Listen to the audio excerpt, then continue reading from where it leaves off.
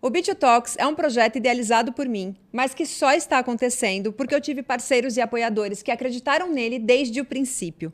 Eu gostaria de agradecer aqui aos meus parceiros Sicoob Coopermac, uma cooperativa de crédito que acredita no valor das pessoas. S2 Corretora, Seguro e Saúde, especializada em proteger a sua renda.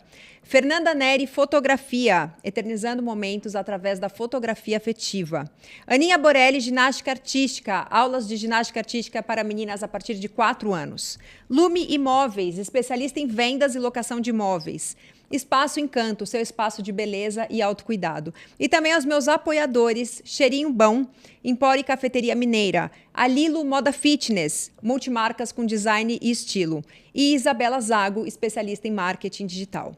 Nesse episódio, você vai conhecer um líder que já rodou o mundo.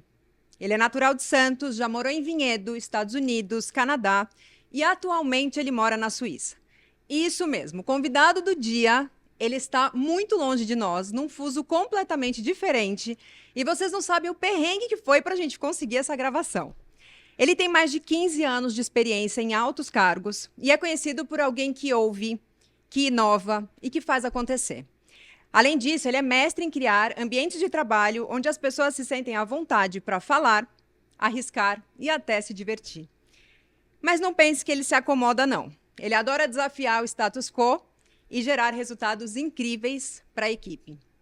É uma pessoa que trabalha muito, com certeza, mas que sabe viver muito bem também, sempre priorizando viagens, experiências e momentos em família.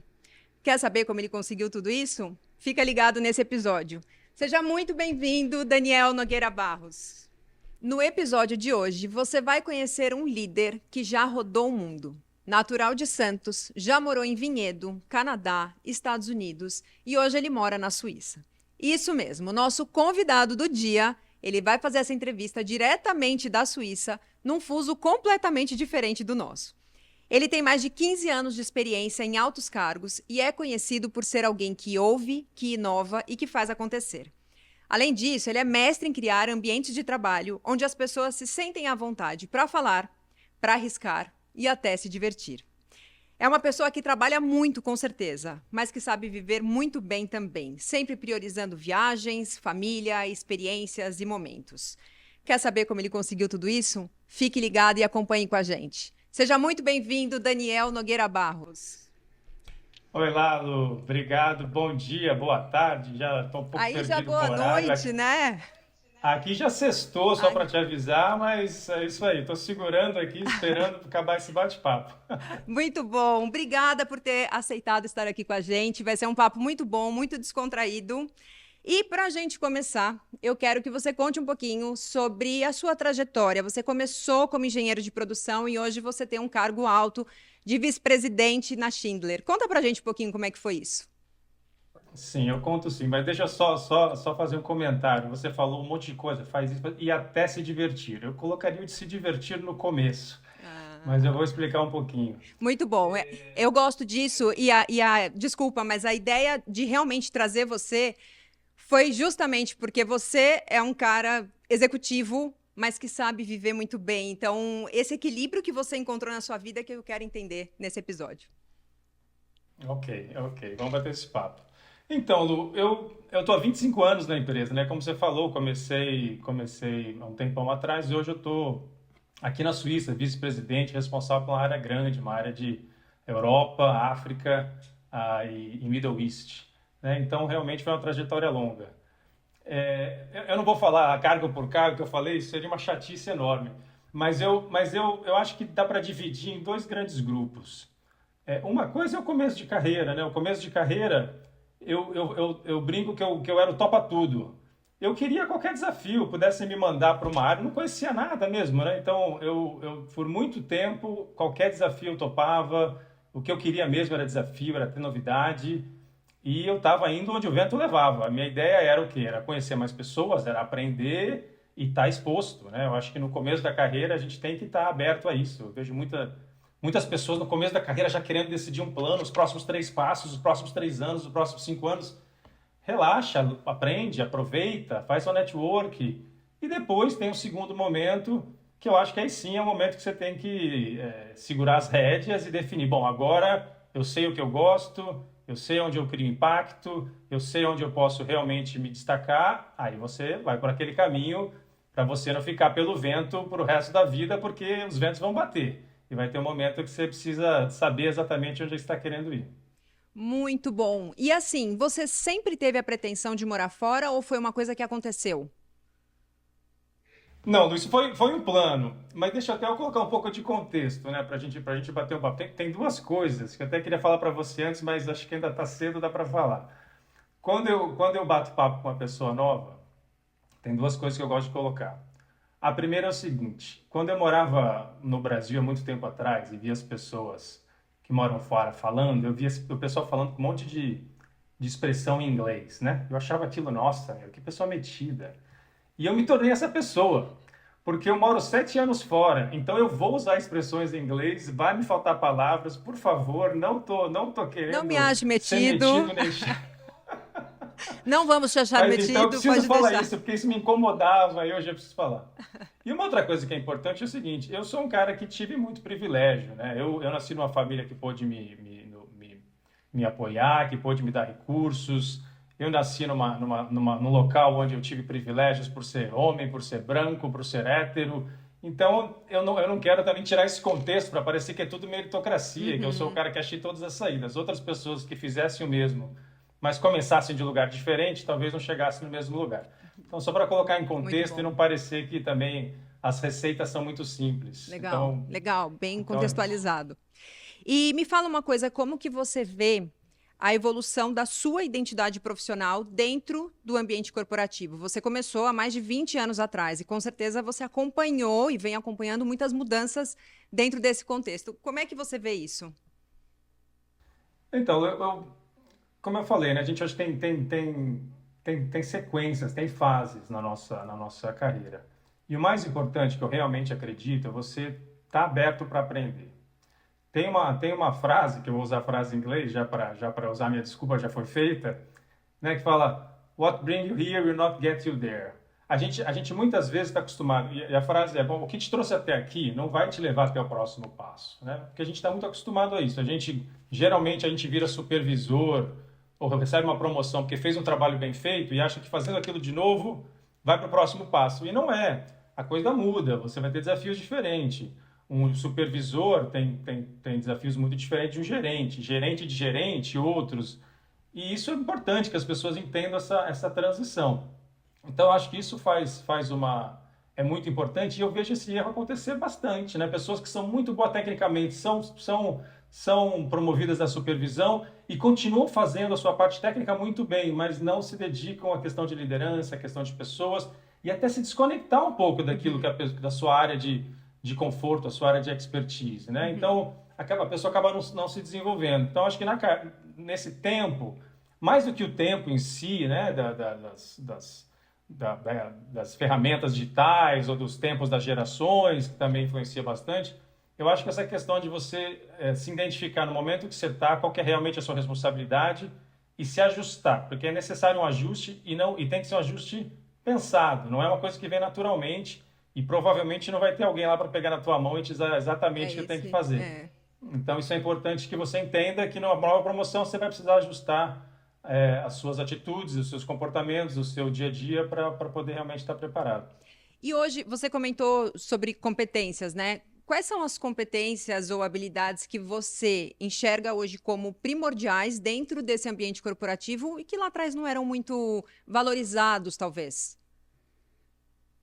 Lu, quando eu comecei lá atrás, é engraçado isso, né? A gente tinha muito esse negócio, essa liderança até nos filmes a gente vê, né? O super-herói, a pessoa que chega e pá, toma todas as decisões. Então, às vezes você ficava pensando, poxa, eu quero ser chefe para ser isso aí, a pessoa que dá porrada na mesa, toma todas as decisões e é o super-hero. E com o tempo eu acho que você vai vendo que não é assim. Eu acho que também o ambiente corporativo mudou um pouco há muito tempo, né? Isso já foi, por incrível que pareça, eu estava até conversando com a minha esposa esses dias, ainda tem esse tipo de líderes, né? Eles ainda estão por aí. Mas cada vez com menos impacto, cada vez com menos aceitação. Porque no final das contas, não interessa muito o negócio que você está, é sobre pessoas, né? Você precisa lidar com pessoas, você precisa... O que você vai fazer sem pessoas? São poucas. A partir do momento que você deixa de ser uma pessoa que contribui individualmente, que o seu trabalho depende só de você, você vai ter que lidar com pessoas. E lidar com pessoas, dependente do que elas fazem, é importante você ter esse impacto, né? Realmente saber conectar com as pessoas e colocar as pessoas realmente nos lugares adequados para que elas possam estar no seu melhor. Legal. Você mencionou um líder que foi muito importante aí durante a sua trajetória, que te ensinou a aprender com seus erros. Conta um pouquinho pra gente sobre isso. Que eu fiz o meu dever de casa direitinho. Você fez, você fez. Não ligou para ele, não. Não, é. Olha só, eu seria injusto eu falar de um, mas tem um que é o cara.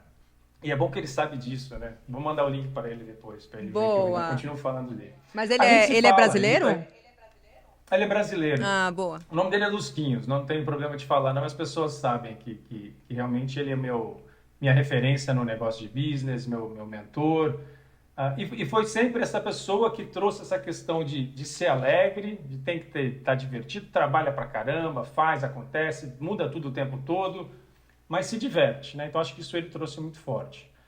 Mas tem 2 episódios que eu acho que me marcam muito e que eu trouxe isso para mim até hoje, eu faço, e quando eu faço eu vejo que eu também quero impacto, isso me faz super bem, que é essa questão de poder errar. E isso, por incrível que pareça, poucas pessoas fazem. É quase que fácil você ser um líder que deixa acontecer, é quase que fácil você se destacar, porque as pessoas têm tanta necessidade de controle, tanto medo de lidar com os riscos, que isso acontece muito pouco. Então, teve um episódio que foi o seguinte, a gente tinha um super desafio no Brasil, a gente tinha a fábrica lá que podia ser fechada, porque a gente tinha um produto vindo da China que estava muito mais barato, e ele chamou: Daniel, preciso da sua ajuda, ou a gente reduz os custos aqui imensamente, ou a gente vai fechar a fábrica. Não tem outra solução, é business, não é porque a gente não gosta. E eu tomei uma decisão que na época eu tive muito pouco apoio, um pouco louca ainda, hoje eu não sei se eu tomaria a mesma decisão, mas foi o que eu fiz e não me arrependo. Eu chamei todo mundo, pessoal de fábrica, pessoal todo mundo, toda a equipe inteira, provavelmente 50 e poucas pessoas.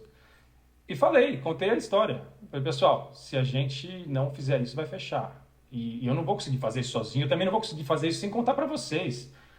Então vamos fazer isso. E eu não quero que ninguém responda agora, mas hoje é sexta, segunda-feira a gente vai estar aqui de novo, a gente pode decidir não fazer nada e esperar o câmbio mudar, ou vamos pensar junto. Isso aconteceu. Então foi isso, a gente realmente revolucionou a fábrica, reduziu o custo em 30%, reduziu o lead time, foi um sucesso. Mas durante esse período de mudar tudo, teve uma mudança, que foi uma ideia do pessoal da fábrica de mudar uma chapa, de deixar a chapa mais fina, para fazer eu não vou entrar nos detalhes, mas é uma mudança técnica. E aí a gente perguntou para o pessoal da engenharia, o pessoal falou: não, isso não pode. Mas por que não pode? Eles não tinham uma resposta clara. E a gente falou: vamos fazer, porque isso aqui vai ser uma super mudança, vai ser uma super redução de custo e a gente acredita que vai dar. E a gente fez. E deu uma desgraça total. Deu tudo errado. Eu recebi uma ligação, o cara estava num shopping que precisava abrir, a escada estava toda amassada, estava um risco enorme e não podia. Tinha que inaugurar no dia seguinte. Falei: nossa, agora acabou. Vou fechar a fábrica por outros motivos. Vai fechar a fábrica e eu estou desempregado também. Eu também, vai todo mundo. Exatamente. Agora nem que a gente pague mais caro. E aí eu contei isso para ele sabia de tudo, claro, e ele: o que você precisa? Eu falei: a gente precisa resolver, mandar alguma peça lá para lá urgente, trocar tudo e botar para rodar. Ele: Daniel, o que você precisar, não precisa nem de aprovação minha, já vou ligar agora, o que você precisar tá feito. E eu falei com o pessoal da fábrica, todo mundo, foi incrível. O cara: não, Daniel, não se preocupa, o montador, eu tô indo para lá, eu pego o avião, não era no mesmo lugar. Nossa. Eu pego o avião, eu vou para lá, eu passo a noite, então um caminhão foi com a peça, o cara foi no avião, todo mundo se falando, tudo, no final das contas deu tudo certo. mas gastamos um dinheiro desgraçado para Mas resolver esse conseguiu problema inaugurar com tudo em e ordem. conseguimos inaugurar. Mas, assim, para mim, o que ficou foi, assim, na hora do que deu tudo errado, que ele poderia, ele poderia mandar embora, ele poderia ficar fazendo um monte de pergunta, por que isso, por que aquilo? Ele só quis falar assim, o que você precisa para resolver? Legal. E ainda E assim ele resolveu. deu a responsabilidade para você, né? Para você, a autonomia para você tomar uma Ele decisão. bloqueou totalmente, entendeu? As pessoas começaram a questionar o que aconteceu, o que aconteceu. Ele falou assim: não, era um projeto que o Daniel tinha falado comigo, e não tinha, porque você não tinha como passar todos os detalhes para ele de tudo. Tá. A gente estava alinhado, a gente assumiu um risco, não deu, a gente arrumou, toca para frente, tá tudo bem. Ninguém ficou sabendo do detalhe, do desespero que nós passamos Sim. como equipe, entendeu? Sim. Então ele segurou a onda de um jeito incrível. Então, às vezes eu pergunto às pessoas, e o que você aprendeu com esse erro? Esperando que eu vou falar, eu aprendi que eu tenho que checar melhor com a engenharia. Não, eu aprendi que quando você deixa as pessoas tomarem riscos e tem como os riscos que são, né, que você tem como corrigir, as pessoas vão muito mais longe, entendeu? E a gente conseguiu fazer tudo que a gente fez lá porque a gente tinha esse sentimento. A gente acertou um monte de coisa, fez uma bela besteira, mas quando errou, a gente teve suporte, o que manteve a galera mais animada para continuar fazendo. Final das contas, a fábrica está aqui até hoje, está lá até hoje, e o market share quase que dobrou. E o mais Então, legal isso foi é ver que fundamental. também, assim, a decisão dele também de flexibilizar e te deixar seguro também tornou uma equipe mais unida, né? Então todo mundo se direcionou a te ajudar, que não era você exatamente, era uma coisa de todo mundo, mas encontrar uma solução juntos. Então, eu acho que esse é o Exatamente. grande espírito da liderança em si, que é o que a gente acaba saindo desse papel de chefe, né, que era uma coisa muito distante, e de repente a gente começa a falar sobre liderança dentro do ambiente de trabalho. E você acha que esse Exatamente. fato em específico, você acha que moldou a tua liderança de hoje em dia? Com certeza, com certeza. Não só esse, muitos. E eu vejo que as pessoas ainda muitas vezes quando eu falo não acreditam que eu realmente dou esse suporte, mas eu tomo muito cuidado, porque a gente tem essa reação também de quando as coisas estão erradas e ficar um pouco aflito, né? De saber reagir nesses momentos. Uma outra coisa que eu acho, assim, milhões de pessoas falam sobre isso, eu sou totalmente contra, né? Tem pessoas que falam, olha, não me traga um problema sem trazer a solução. Nossa, isso é um clichê super usado, até hoje tem livro sobre isso. Não me traga uma sem trazer a solução. E é muito normal chegar numa equipe e a equipe pensa assim. Então, assim, não se fala sobre os problemas até que se encontre uma solução.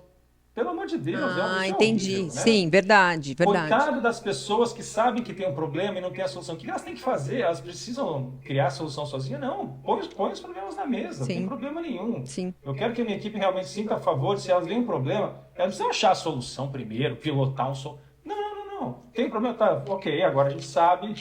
Vamos conversar todo mundo. Alguém tem ideia? Por onde a gente começa? Qual o tamanho do problema? Precisa agir agora? Mas esse é um clichê É super batido verdade, que eu porque acho. quando isso acontece, realmente você tende a retardar o momento de solução, né? O momento de outras pessoas Uhum. pensando sobre aquilo, sobre aquele problema em si. Exatamente, É, exatamente. É faz uma todo coisa sentido. super normal. E tem um outro, só para voltar na liderança, você vê que eu tenho uma certa paixão por esse cara. Então eu vou contar mais uma historinha. Se Pode for muito contar. grande, você corta depois. Pode contar. Mas tem outro, tem outro caso, que foi o seguinte. Eu estava no outro projeto, ele já não era mais meu chefe, né? Eu tinha outro cara do mesmo nível dele, que era meu chefe. E a gente, era um projeto grande, tinha que mudar um monte de coisa, tudo bem. A gente alinhou tudo ali com o meu chefe, ali com o presidente. E fomos apresentar isso no comitê executivo. E eu já estava garantido que ia ser tudo ótimo. Já estava alinhado com o presidente, alinhado com quase todos os diretores. Só tinha um diretor que não tinha alinhado, mas o diretor tinha muita força. E ele destruiu a apresentação. Ele colocou um monte de empecilho, parou o projeto. Realmente foi algo assim, pessoal. Não tinha argumentação, mas é vida de negócio. Muitas vezes a política é mais forte do que a razão. E aí eu saí de lá destruído. Eu estava, né, muito chateado e realmente com dificuldade de saber, e agora o que eu vou fazer? E ele veio na minha mesa no dia seguinte, e ele sabia que eu estava chateado, né? E o que é interessante é o seguinte, ele não veio para tentar me acalmar, de falar, poxa, isso acontece, né, né, né. Ele veio para sentir comigo, sabe? Ele veio para falar, você tá puto, né? Desculpa a palavra. Eu falei, eu também estaria. E eu falei, não, mas eu estou pensando em fazer isso. Eu falei, meu, você tem todo o direito de pensar isso. Então, assim, ele deixou realmente, Você sentia aquilo. ele deixou eu sentir, ele não quis falar, não, mas não é assim, Daniel, pensa bem. Não, não, não, não. Ele deixou realmente tudo ao apoio, de você ver que você tem alguém do seu lado ali que realmente ele viu e sentiu o que eu estava sentindo e deixou aquilo fluir. E ele terminou, como sempre, sendo um cara divertido e tal, tal, tal. Ele me contou uma história que até hoje eu lembro, sempre que a gente se encontra, a gente conta essa história do risada, porque ela tem uma conexão quase nenhuma com essa história, mas ela é engraçada. E ela fez a gente dar risada, se abraçar e o assunto acabou ali. Eu vou te contar. Que é o seguinte, ele disse, Daniel, você sabe a história do pavão e do urubu? Não, não, a história do pavão e do urubu eu não sei não. Ele assim, o pavão não é lindo? Eu falei, o pavão é lindo. E o urubu é o quê? Eu falei, o urubu não é lindo assim, mas ele voa. Ele falou, eu sei, boa. Então, aí teve um cara que se achou muito esperto e falou assim, eu vou juntar o pavão com o urubu e vai dar um bicho lindo que voa, vai ser sensacional, vai dar tudo certo, vai ser incrível. E sabe o que aconteceu? Eu falei, não, o que aconteceu? Nasceu o peru. Um bicho feio pra caramba que não voa e tá lá, se achando um pavãozão voador. É isso que É esse verdade. cara é. E aí aquilo não tinha muito Quebrou sentido, total. mas foi engraçado. E a gente, a partir Muito dali, deu bom. risada, foi tomar um café e tudo seguiu E normal. esqueceu o problema em si. Exatamente. Vamos focar no que a gente tem que fazer, vamos se divertir É isso e mesmo. seguir adiante. Então, mas ter uma pessoa que te apoia realmente muda todo o cenário ali. Que é isso, assim, não necessariamente ele tinha que ir lá para falar, putz, não fica assim, tal, se lamentar.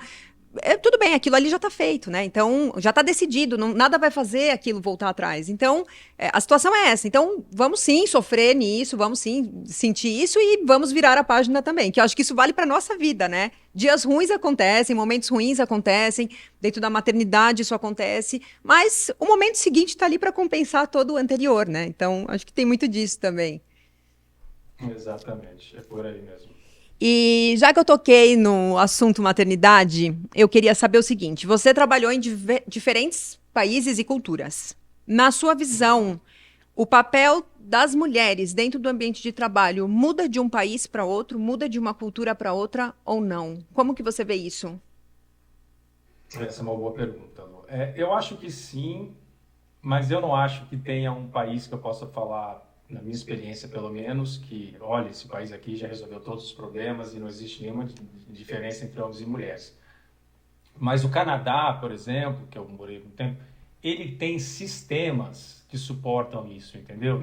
Tem uma maternidade de uma licença maternidade de 18 meses, tem Que um legal. local onde as mães podem deixar o filho com custo muito baixo ou sem custo, ou a mãe ou a família, uma licença compartilhada, maternidade e paternidade, onde o pai também. Então, assim, toda a estrutura Putz, do que legal. país, do Canadá, dá a chance, você vê isso no mercado trabalho. Você tem muito mais mulheres em posições de liderança, fazendo o que elas quiserem, do que em outros lugares. A Suíça, por exemplo, que é um país, né, super avançado em um monte de coisa, é muito atrasado nisso. As mulheres aqui têm uma licença maternidade muito curta, os homens têm uma licença paternidade curtíssima. A dificuldade de colocar numa creche alguma coisa é muito difícil. Então, assim, tem outros sistemas, as pessoas têm mais acesso, têm mais recursos, podem pagar mais, mas você vê que tem muito mais dificuldade, né? Tem inclusive um ranking mundial que sinaliza isso. O Canadá, a Finlândia, a Noruega, os países nórdicos estão muito acima. O Brasil deve estar lá pela 100ª posição e a Suíça não está muito melhor que o Brasil. Então, eu acho que tem isso. Mas, para ser sincero, eu acho que em todo lugar ainda tem muito, e dependendo da empresa, isso ainda é mais forte, né? Ainda tem muita dificuldade para as mulheres no mercado de negócio. Não é, como eu falei, do meu privilégio, hoje eu reconheço claramente que foi muito mais fácil para mim fazer o que eu fiz sendo homem do que seria se eu fosse mulher. Quais são as barreiras que existem para as mulheres dentro do ambiente de trabalho? Que ainda existem? Lu, eu acho que o que existe é o seguinte, foi por tanto tempo, os homens. Quem está na posição hoje, na maioria das empresas, em maioria de números, são homens que estão na posição de tomar decisão. Entendeu? E os homens são baias. Todos nós somos baias. Então, quem você acha melhor? Um cara igual você ou uma Verdade. mulher que é diferente de você, que tem Verdade. outras formas de trabalhar? É natural que você faça isso. Se as pessoas não se conscientizarem sobre isso, É muito difícil. Eu tenho uma historinha para te contar sobre, Pode contar. sobre, sobre essa questão. Porque essa é uma questão que eu aprendi, estou aprendendo, mas foi uma balançada para mim. Eu, eu nasci no Brasil, né? Para quem é do Brasil, a não sei que existam bolhas aí que eu não conheço, provavelmente existem muitas. É um país racista, é um país homofóbico, é um país misógino, e a gente nasce com um monte de coisa dessas enraigadas e ao tempo vai desconstruindo uns mais do que outros. Mas eu já no Brasil, eu tinha uma cabeça mais aberta que a média, inclusive eu considero isso uma frase também, tem um livro em inglês que é o Better Than Average Trap. Você é só melhor que a média. Isso é uma armadilha, não quer dizer que você é bom, você é só melhor que a média. Verdade. Então, só por ser melhor que a média, só por eu ser uma pessoa um pouco mais aberta que as outras, eu já era visto como um líder que era no comitê de diversidade, que era o líder que era... Então, por ser isso, eu já me achava o Eu aberto tenho com uma relação a mente isso. aberta. Exatamente. Mas eu não tinha educação nenhuma. E aí eu participei, por causa disso, eu fui chamado para várias coisas. E fui chamado algumas vezes para um programa chamado Woman in Leadership, né, que é o Mulheres na Liderança, onde é uma consultoria que vem, a pessoa que trabalha com você, pode ser uma diretora que trabalhava para mim, ou uma gerente, recebe um apoio de um coach de fora, e eu, como gestor, participo e tenho um programa de um ano, tal, tal, tal. E durante esse processo, a coach teve uma conversa comigo e falou assim, Daniel, eu vejo que você tem interesse pelo assunto. Eu vejo que você é um dos poucos gestores que, sabe, não fica mudando a reunião, sempre aparece, coisa básica, hein? Para a gente falar sobre o desenvolvimento, faz a sua lição de casa. Eu vejo que você tem interesse. Mas eu sinto também que você tem oportunidade de desenvolver. Ela foi bem cuidadosa nas palavras, né? Ela podia ser mais dura. Ela assim, você quer passar por isso? Eu assim, lógico que eu quero. E ela falou, foi um papo em inglês, então eu vou usar o termo dela assim, Daniel, você tem certeza que vai ser um wild journey, vai ser uma jornada, né, diferente, selvagem, não sei exatamente como seria a tradução melhor. Mas, falei sim, e aí ela me colocou no caminho de aprender isso. E o primeiro passo que eu fiz, eu até sugiro, depois você pode colocar aí para o seu pessoal, tem um teste na internet, um teste de Harvard, que chama, se você fizer procurar na internet Harvard Bias Test, eu acho que o nome do teste é Implicitus, mas se você colocar Harvard Bias Test, você vai achar o link. E você faz o teste para você saber se você é bias. E se você faz... Eu naquela época já tinha filha, né? Minha filha hoje está com 10 anos, naquela época eu devia ter, não sei, 4, não sei, por aí, era menor. E eu já pensava, pô, minha filha, eu falo com ela de matemática, ela pode fazer o que ela quiser, ela isso, ela aquilo. A gente aqui não tem essa questão de cores, não tem essa questão, já achando que era super progressista. E aí eu fiz o teste de mulher, porque tem de tudo, tem de todas as coisas Minorias. possíveis. Tem de racial, religião, tem de tudo que é coisa. E aí eu fiz o teste. E o primeiro teste eu falei miseravelmente.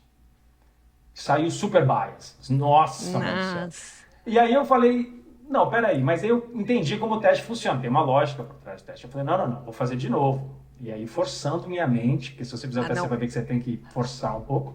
Forçando a minha mente, assim, suando, doendo a cabeça, eu fiz de novo e passei ainda com, né, de uma escala. Minha primeira escala deu 9, a segunda escala deu 6. Nossa, mãe. E ali eu vi que eu tinha muito o que fazer e foi a partir dali que eu comecei a me dedicar a isso. Aí eu fui, aí quando eu quero aprender uma coisa também, eu aproveito que eu tenho recurso, né? Fui atrás, fui estudar, fui fazer tal, e realmente fui me dedicar. Não que eu seja expert, mas eu saí do better than average. Saiu de um pouquinho acima da média, da nota 6,5. Um pouquinho mais. E aí, Lu, desde aquele momento, eu fiz 2 compromissos comigo mesmo.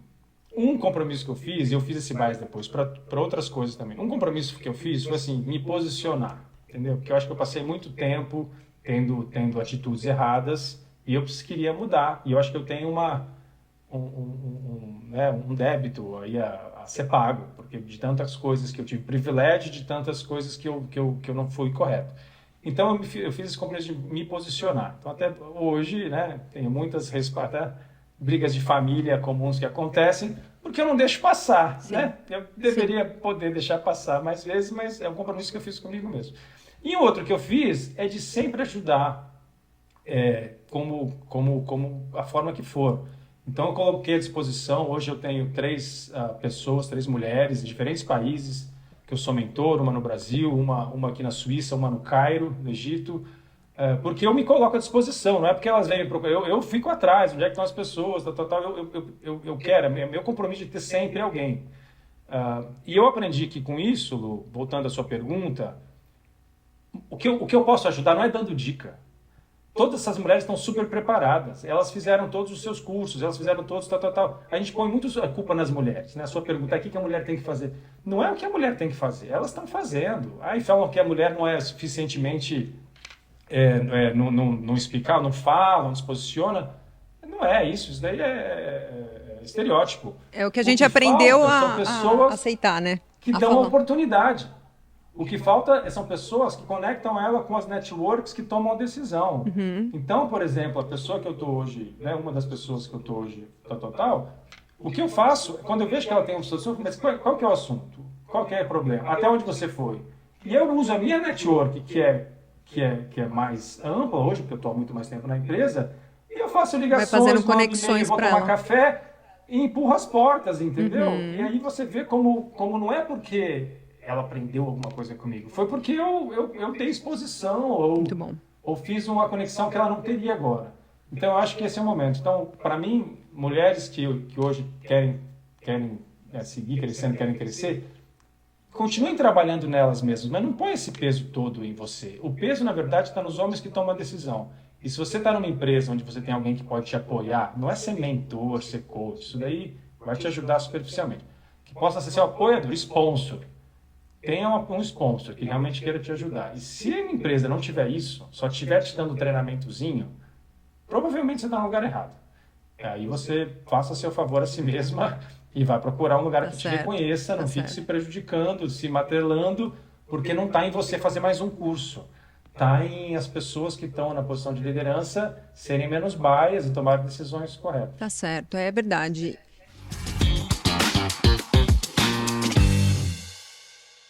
Olá, eu sou a Aninha Borelli e trabalho com ginástica artística com crianças a partir dos 4 anos até a adolescência.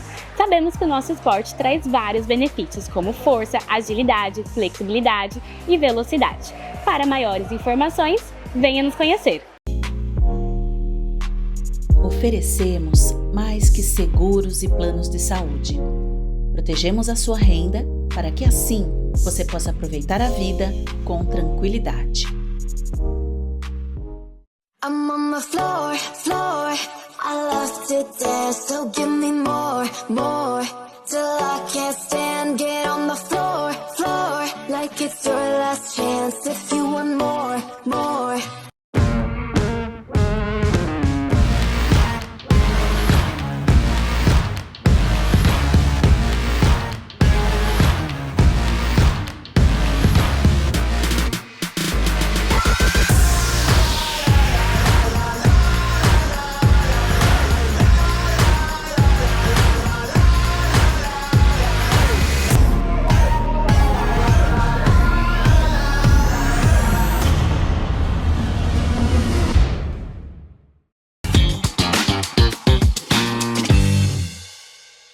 Daniel, de alguma forma, você planejou a sua carreira fora do país, né, do seu país, ou isso aconteceu?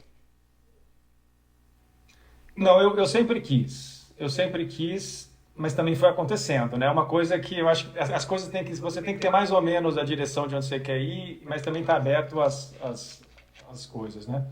A primeira coisa, eu lembro, a empresa tinha um programa de ir para fora. Eu era solteiro, imagina, novo, eu queria ir para qualquer lugar, era só carimbar meu Era só me passaporte. mandar. Então, eu estava nessa época que eu te falei lá atrás, eu topo, né? Então, eu coloquei isso e eu lembro que um gestor que sempre me ajudou muito também, né? No grupo dos 3 que mais me ajudaram aí na minha carreira. Ele falou, Daniel, eu vou te falar como funciona e você me fala o que você quer.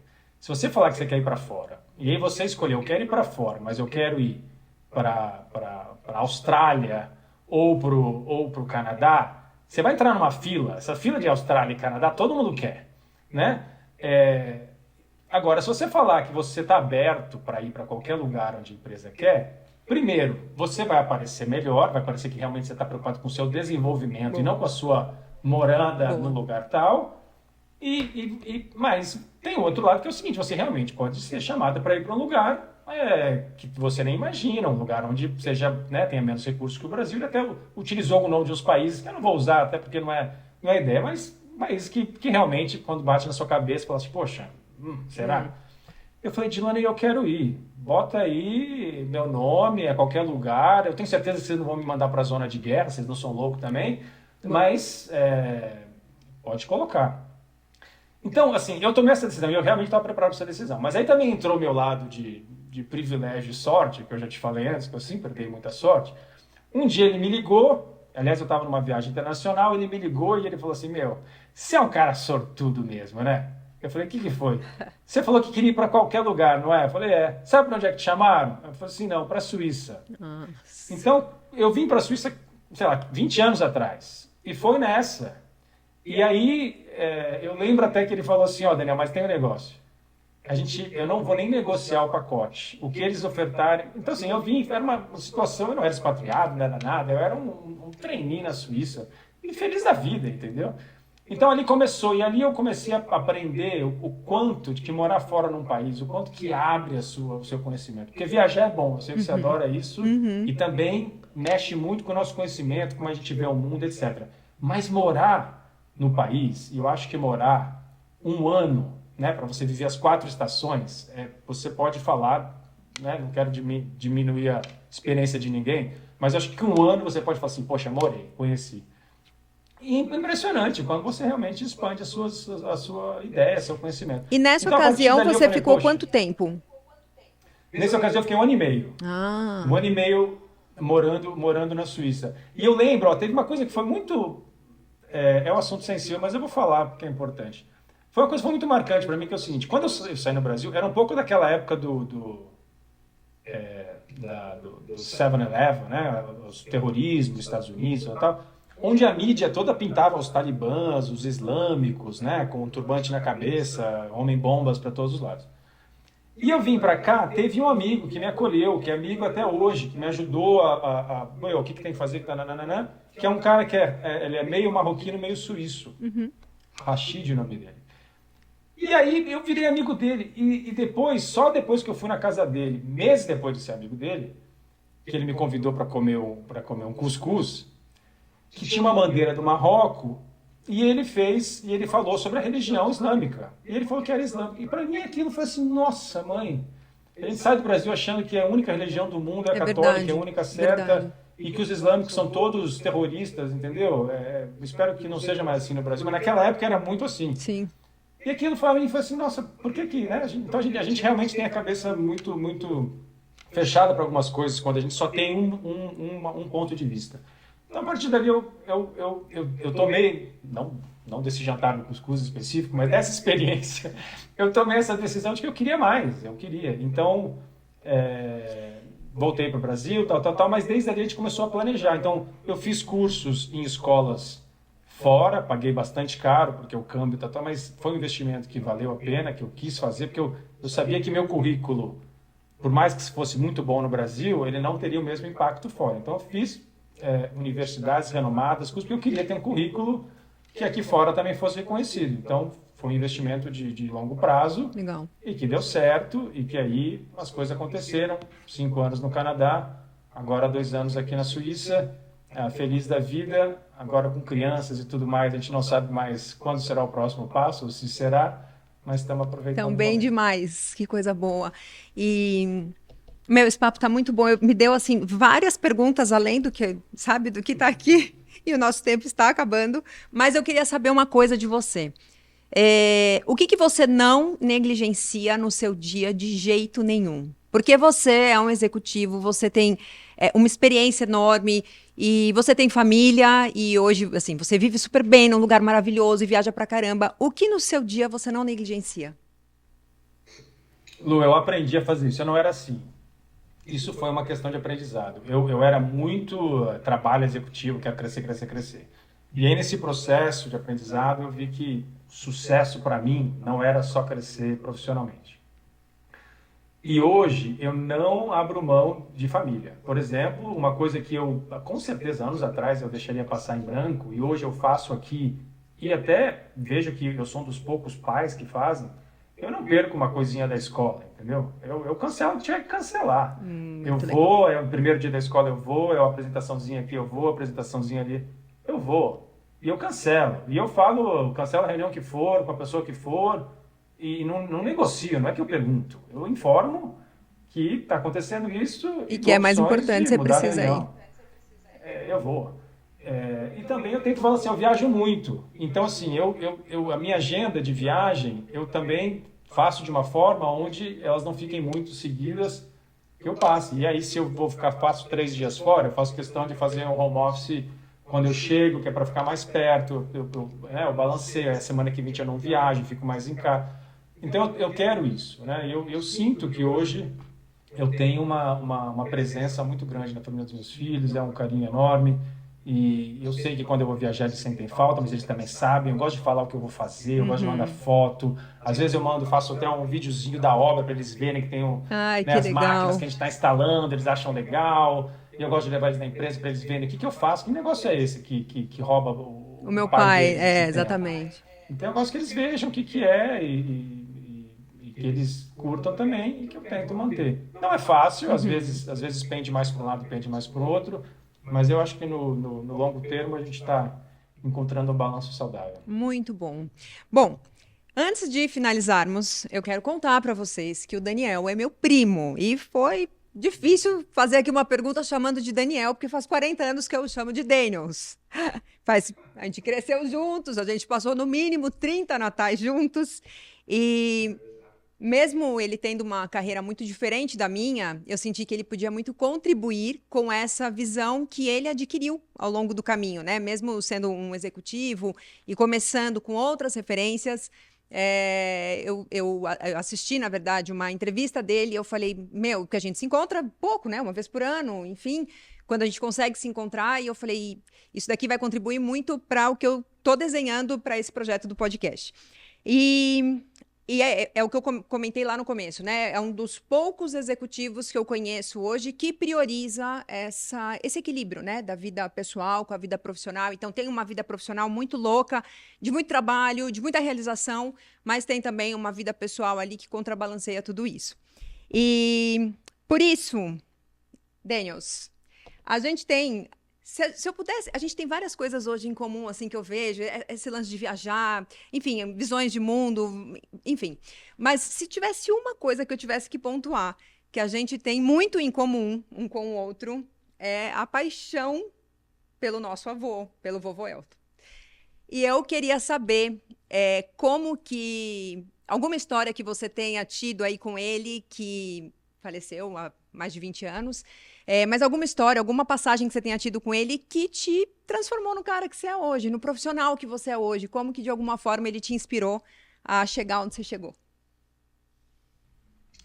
Boa pergunta. Achei que você ia começar a falar dos natais, dos presentes e tudo mais. Mas assim, Também, tem muita ó, história. Lu, tem várias, claro que tem muitas, né?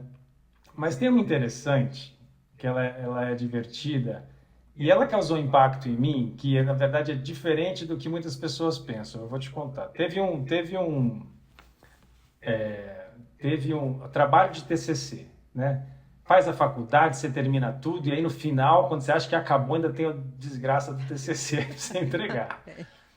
E muito bem, eu fiz a faculdade brilhantemente, né? Foi tudo certo e tinha o tal do TCC.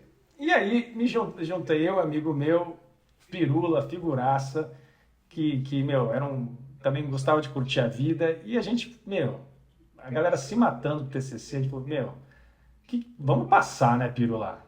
Meu, final do ano, tem que aproveitar, já passamos. Quem que vai olhar ponto do nosso TCC? Você conhece alguém que vai ser empregado porque foi bem no TCC ou foi mal no TCC? Não tem, né? O diploma é o mesmo. Então a gente quis levar na boa, sem se, né, estressar demais. E a gente fez um projeto muito legal, tal.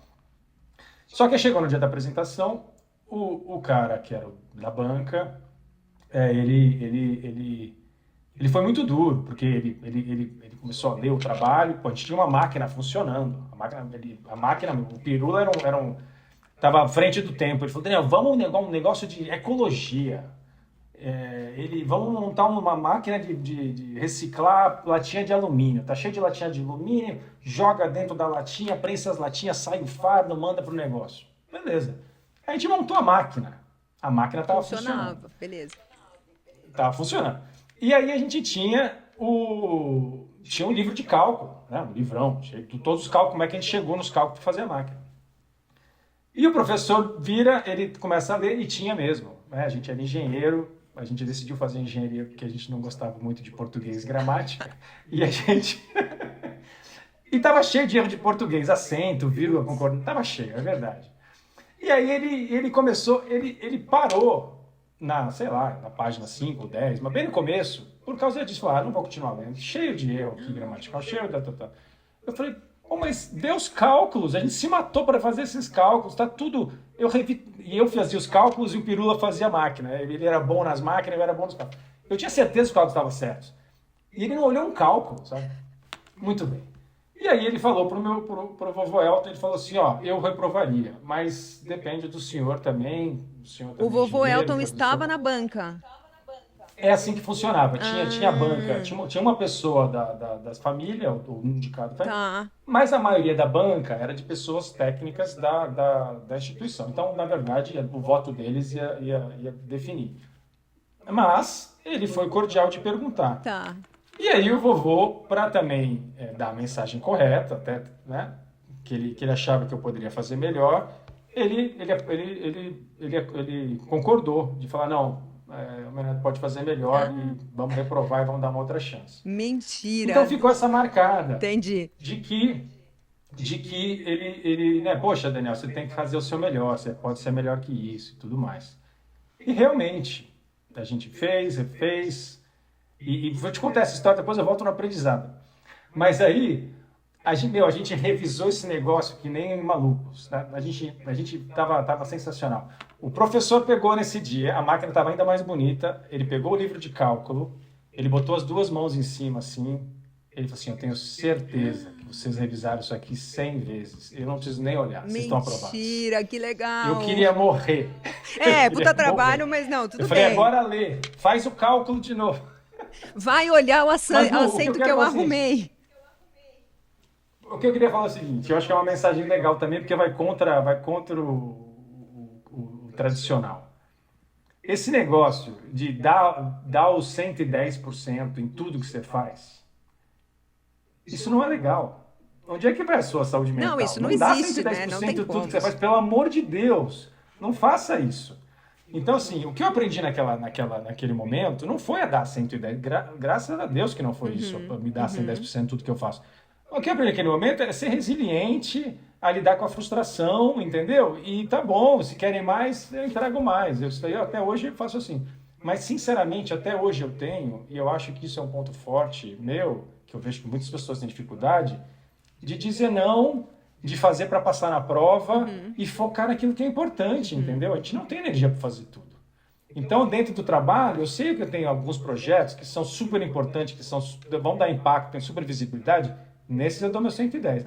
Mas eu sei que tem coisas que eu preciso fazer para passar na prova. Sim. Que eu preciso fazer para continuar andando na operação. Meu foco não está ali. Eu não consigo dar 110, 120%. Ou ainda buscar então, abraços assim, que possam te ajudar, né? E aí você consegue focar naquilo que você é bom, que você precisa, que precisa priorizar. E tem coisas, né? Tem um exemplo recente que foi pedido por um presidente global, foi pedido para a gente fazer um certo trabalho. E aí o pessoal que está no meu nível ficou tudo louco, né? Nossa, mas para fazer isso daí vai demorar, ele quer para sexta-feira, não. Eu falei, pessoal, vocês estão estressando, vamos dar uma olhada o que realmente estão querendo. E aí eu fui falar com as pessoas para entender o que queriam. Eu falei, então peraí, se eu te passar isso, tá bom? Então assim, eu acabei fazendo em menos de 20 minutos coisas que as pessoas passaram noites fazendo, simplesmente porque elas queriam fazer algo... não era nem necessário, entendeu?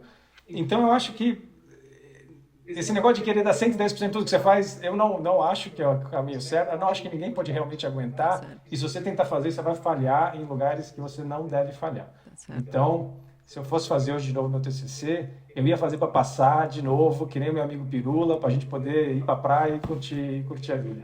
Mas aí vocês podiam corrigir só os acentos e as Não, bom, mas pontuações hoje em para não dia ter que seria fazer de fácil. novo. Hoje em dia eu ia botar no Corretor, Word, ia dar tudo corretor certo, ortográfico, com certeza. Naquela época não tinha muito essa ajuda da tecnologia, né? Tem isso também. Pois é. Hoje pois não é. teria Ou tinha, a esse gente erro. nem sabia usar direito. Né? Exatamente. A gente nem sabia usar direito. Daniels, foi muito bom, obrigada. Obrigada pela sua disponibilidade, por estar aqui, pelo seu sextou. Você está aí no seu sextou à noite e está aqui conversando com a gente. Então, muito obrigada pela sua presença.